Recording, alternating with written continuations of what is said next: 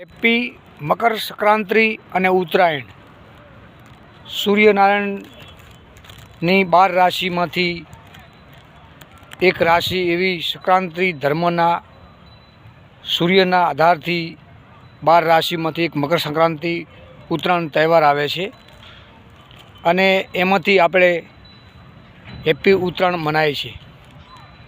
એટલે હેપી ઉત્તરાયણનું મહત્ત્વ એ છે કે જેટલું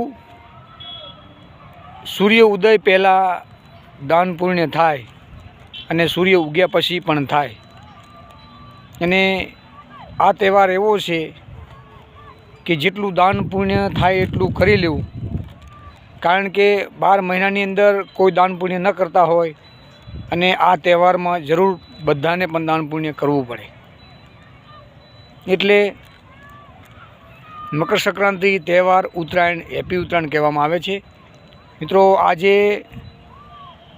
ગાયને ઘાસચારો, રોટલી, પક્ષી ચૂણ કબૂતરને દાણા અને કૂતરાને બિસ્કિટ, રોટલા કે લાડવા જે થતું હોય આજના તારીખની અંદર દરેક મનુષ્યને આનું પુણ્ય કરવું પડે।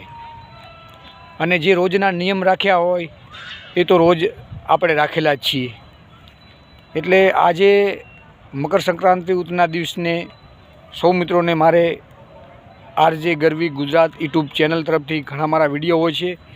હવે જેને જે મન ફાવે, મન ગમે તેવા વિડીયા બનાવે, જેની જેવી સ્વભાવના એવા એના વિડીયા, આપણને જે ગમતો હોય વિડીયો બનાવશું અને જે મિત્રોને જે ગમતા હોય વિડીયા બનાવે છે। એટલે મારા વિડીયા ઘણા ભાગે કોઈને પસંદ નથી હોતા, કારણ કે ઘણા ભાગે હું ધાર્મિક અને ધર્મ અને સેવા અને પુણ્ય અને પતિ પત્નીના રિશ્તા વિશે વધારે બોલું છું, કારણ કે અહીં કોઈ મતલબ નથી વિડીયામાં કોમેન્ટ, લાઈક કે સોશિયલ મીડિયામાં જો અમને કંઈક લાઈક, કોમેન્ટ, શેર, સબસ્ક્રાઈબ જોતું હોય તો અમને આટલું બોલીએ છીએ, છતાંય બધું બોલતા આવડે છે। પણ ઘણું બધું આ ધરતી પર વાદ વિવાદમાં કહેવાનું હોય તો ક્યારેક 2 શબ્દ બોલીએ છીએ, કારણ કે અત્યારે 1-2 શબ્દ બોલવામાં વાદ વિવાદની રાહ જોઈને માણસો બેઠા છે। જે માણસ વાદ કરે એ માણસ ગાળ ન બોલે, અને જે માણસ વાદ વિવાદમાં પડે એનાથી બીજા વધારે ગાળો અને ન બોલવાના સંસ્કારોથી બોલે, પછી સ્ત્રી હોય કે પુરુષ। આ ધરતી પર ઘણા ભાગે સ્વભાવ, માન, સન્માન અને સંસ્કારથી જ આ ભૂમિ મહાન બની છે। એટલે ખાસ કરીને પુરુષ માટે અને સ્ત્રી માટે, અને ખાસ સ્ત્રી માટે તો જરૂરી છે કે કેવું બોલવું, ન બોલવું, કોણ કેવું છે, કોણ આપણે કેવું બનવું, સ્ત્રી માટે ખાસ જરૂરી છે। એટલે ઘણું બધું આવું હું વિડીયો બનાવું છું, કંઈક માણસોને ગમતા નથી, પણ તોય છતાં આપણે, કારણ કે સ્વાર્થ કોઈ કામમાં આજ સુધી રાખ્યો જ નથી। આપણું ગાડું જ્યાં સુધી હાલે ત્યાં સુધી ઉપર કુદરતની મહેરબાની છે। એટલે આપણું ગાડું હાલે ત્યાં સુધી કોઈના વિરોધ કરવાની જરૂર નથી।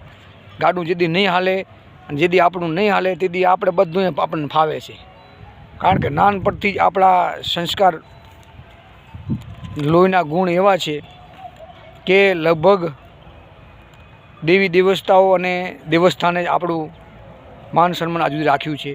એટલે મિત્રો, આ હું તો મારી ચેનલ કેમ ભાઈ બીજું નામ ઉપર મને ઘણું ચેનલો બનાવતા આવડે છે, પણ આ મારી જે ગરવી ગુજરાત ધરતી એવી છે કે અહીં તો ભૂત મરે ને પલિત જાગે છે, અને અહીં તો વાદ વિવાદ અને એકાબીજાના ઝઘડા કાયમ હાલતા જ હોય છે, કોઈની કોઈ વાતે। પણ હું તો એટલું કહું છું કે માન સન્માન જળવાય, ભાવ સ્વભાવથી જ એક કહેવત છે કે મનુષ્ય પોતપોતાનું કર્મ જ પોતાનું જીવન હોય છે।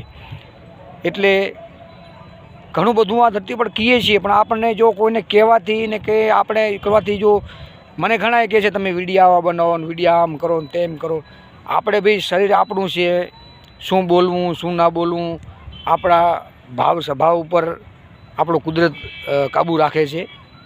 બાકી બીજાના કહેવાથી આપણે જો કંઈક બનાવીએ અને જો જેમ તેમ બોલી નાખીએ તો હું તો એવું કહું છું કે આજ તારીખમાં તો ઘણા વિરોધો ચાલી રહ્યા છે, અને આપણે મનુષ્યથી કોનું સાંભળવું, પહેલાં કેવું હતું, અત્યારે કેવું છે, આ સમય તમને બતાવે છે।